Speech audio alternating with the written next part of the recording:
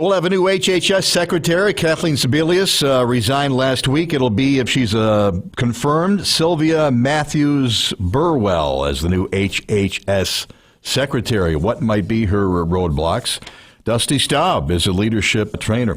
One thing I like about her is, well, she was number one. She was, Dusty, a deputy chief of staff to the President Bill Clinton. But she was also the president of the Walmart Foundation for a while. I frankly think that's in her favor because I think this country is so messed up in part because we have too many lawyers running the country and not enough businessmen. I think that's very true.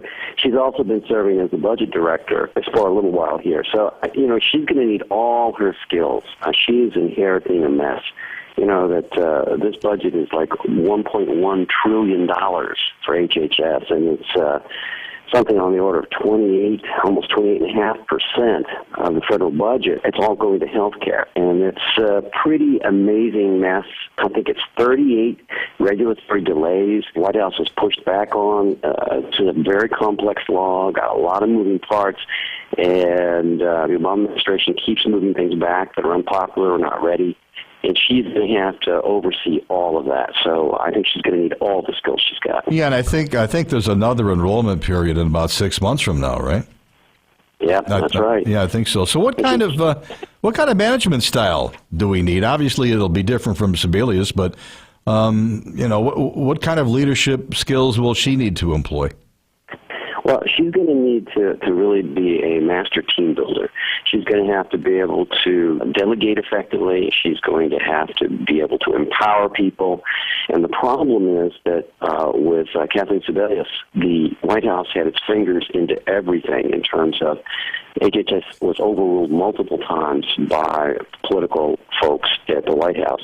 And if she's going to be effective, she's going to have to really be in charge. And she's going to have to build a team, and she's going to have to be able to push back against politicos and say, well, this is what good policy looks like, and this is what it's going to take. She walks a fine lead up as well as out. Yeah, she walks a fine line because she has to work with government officials, and she also has to work closely with insurers, right, to keep them on board with a multi-year rollout of the exchanges. So she's got business people to deal with. She's got political people to deal with, too. Absolutely. And one of the problems is that the part of the exchange which allows the government to communicate effectively with insurers to make sure the payments match and that there isn't any fraud, that part hasn't been built yet. That still has to be built.